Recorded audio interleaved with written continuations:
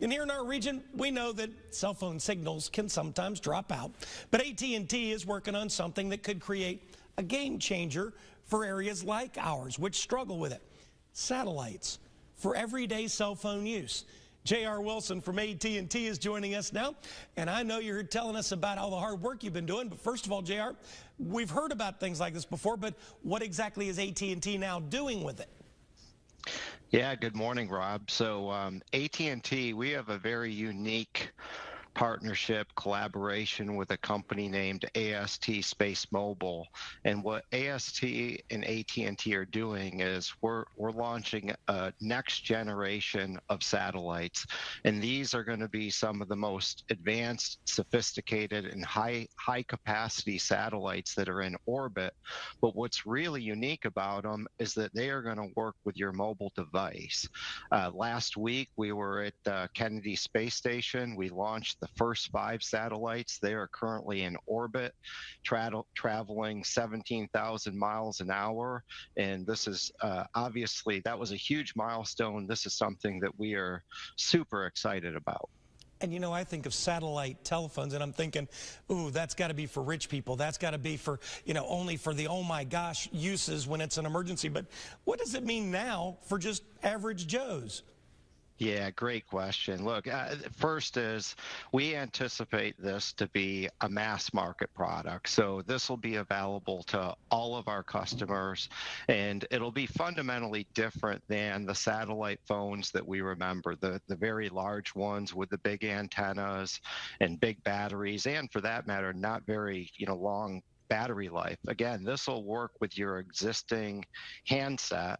And when you think about, the U.S., AT&T, we have the nation's largest network, but there's still those places across the U.S. that we don't have coverage. And that's because of geographic constraints. So, very rugged terrain.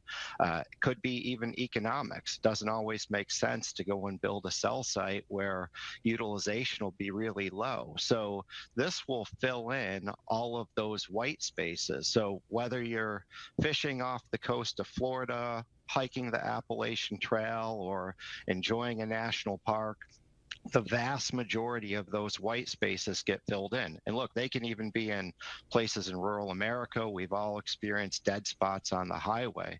But what I think is even more exciting about it is it's like having a secondary network that blankets the terrestrial network for public safety. So in the event of a major outage, now you've got this other network that's already there that'll just work seamlessly with your device. Well, JR, you are certainly talking our language of the Appalachian Mountains blocking a lot of our signals, so we know that.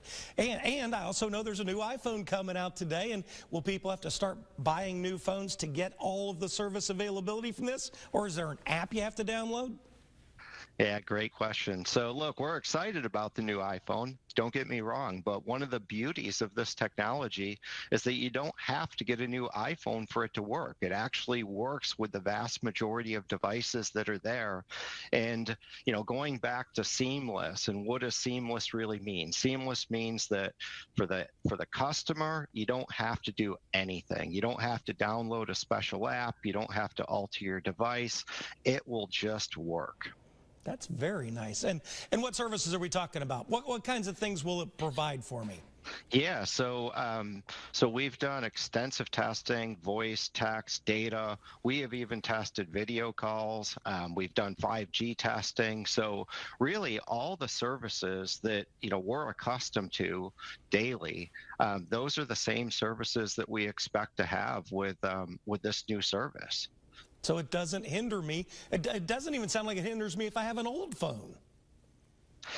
The vast majority of devices. I mean, look, certainly, there's some devices, if you get too far out there, 6, 7 years old, some of those may not work, but, and if you look at it on a percentage basis, again, the vast majority of devices are just going to work. Yeah, and I get that. Old phones, I get. Well, and when's it all going to be here? When can I start doing this? Yeah, so look, no one's more excited than give a date than I am. Again, we launched our first 5 satellites last week very successfully. I expect that 2025 is going to be a really, really big launch year for us. So we need to get that under our belt. Once we get that under our belt, I think that we're going to have better information, be able to give folks an exact date. And like I said, no one's more excited. And when we do get there, you'll be the first to know.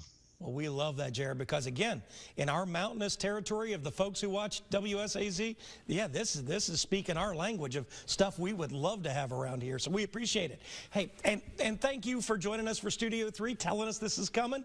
We will be looking for it. Rob, thank you so much. Appreciate it.